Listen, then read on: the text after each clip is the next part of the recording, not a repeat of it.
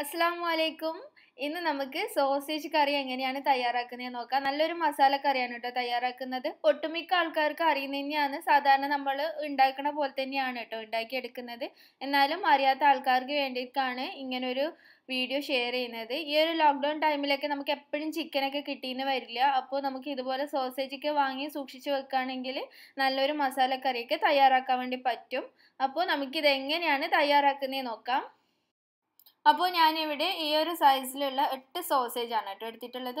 നമുക്കിതിനെ കട്ട് ചെയ്തെടുക്കാം. ഈ ഒരു സൈസിലാണ് ഞാൻ കട്ട് ചെയ്തെടുക്കുന്നത്. ഇതുപോലെ ചെറുതായിട്ട് കട്ട് ചെയ്യുകയാണെങ്കിൽ നമ്മൾ മസാലയൊക്കെ ഉണ്ടാക്കുമ്പോൾ മസാലയൊക്കെ നന്നായിട്ട് പിടിച്ചിട്ടുണ്ടാവും. അതുകൊണ്ടാണ് ഇതുപോലെ കട്ട് ചെയ്തെടുക്കുന്നത്.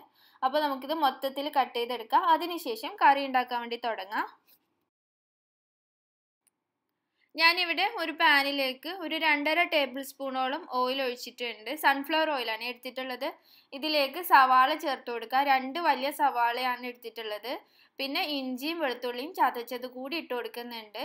ഒരു 6 അല്ലി വെളുത്തുള്ളിയും അതുപോലെ ചെറിയൊരു പീസ് ഇഞ്ചിയും ചതച്ചെടുത്തിട്ടുള്ളതാണ് കേട്ടോ. ഇനി ഇത് നന്നായിട്ടൊന്ന് വഴറ്റിയെടുക്കുക. വഴറ്റിയെടുക്കുന്ന സമയത്ത് തന്നെ ഇത്തിരി ഉപ്പ് ഇട്ട് കൊടുക്കുക. ഉപ്പിടുന്ന സമയത്ത് കുറച്ചിട്ടാൽ മതി കേട്ടോ. സോസേജിൽ ഉപ്പൊക്കെ ഉണ്ടാവും. അതുകൊണ്ട് തന്നെ ഈ ഒരു മസാലയ്ക്ക് ആവശ്യമായിട്ടുള്ള ഉപ്പ് മാത്രം ചേർത്താൽ മതി. പിന്നെ സോസേജ് കൂടി ഇട്ടതിന് ശേഷം നോക്കിയിട്ട് ഒന്നും കൂടി ചേർത്ത് കൊടുക്കാമല്ലോ.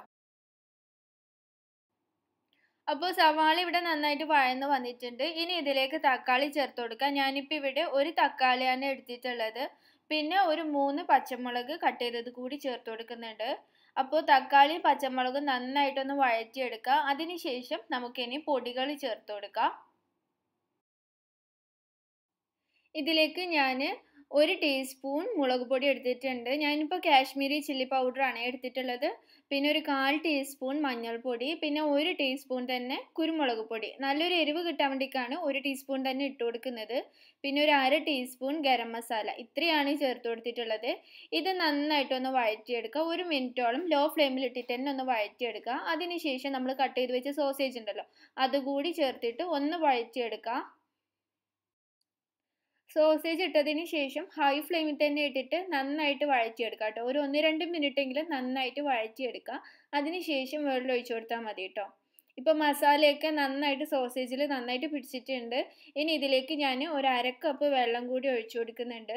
ഇതിന് ശേഷം ഒന്ന് തിളപ്പിച്ചെടുക്കേ വേണ്ടു കേട്ടോ. ഒരു 1 മിനിറ്റ് കൊണ്ടൊക്കെ തന്നെ ഇത് നന്നായിട്ടൊന്ന് തിളച്ച് വരും.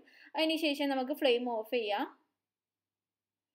ഇതിപ്പോൾ ഇവിടെ നന്നായിട്ട് തിളച്ചിട്ടുണ്ട്. ഞാൻ അവസാനമായിട്ട് ഇതിലേക്ക് കുറച്ച് മല്ലിയില കൂടി ചേർത്തിട്ട് ഒന്ന് മിക്സ് ചെയ്തെടുക്കുകയാണ് ചെയ്യുന്നത്.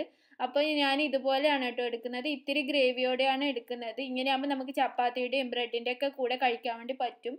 അപ്പോൾ കുറച്ചും കൂടി ഡ്രൈ ആയിട്ട് വേണമെങ്കിൽ ഇത്തിരിയും കൂടി സമയം എടുത്തിട്ട് ഒന്നും കൂടി ഒന്ന് വഴറ്റിയെടുത്താൽ മതി കേട്ടോ. അപ്പോൾ നന്നായിട്ട് ഡ്രൈ ആയി കിട്ടും. അപ്പോൾ ഇത്രയേ ഉള്ളൂ നമ്മുടെ സിമ്പിളായിട്ടുള്ള സോസേജ് മസാല തയ്യാറാക്കുന്ന പരിപാടി. അപ്പോൾ ഈ ഒരു വീഡിയോ നിങ്ങൾക്ക് എല്ലാവർക്കും ഇഷ്ടപ്പെട്ടിട്ടുണ്ടെങ്കിൽ തീർച്ചയായിട്ടും ഒന്ന് ലൈക്ക് ചെയ്യുക. അതുപോലെ തന്നെ ഒന്ന് ഷെയർ ചെയ്ത് കൊടുക്കുക. ഈ ചാനൽ നിങ്ങൾ ഇതുവരെ സബ്സ്ക്രൈബ് ചെയ്തിട്ടില്ലെങ്കിൽ സബ്സ്ക്രൈബ് ചെയ്യാൻ മറക്കരുതേ. താങ്ക്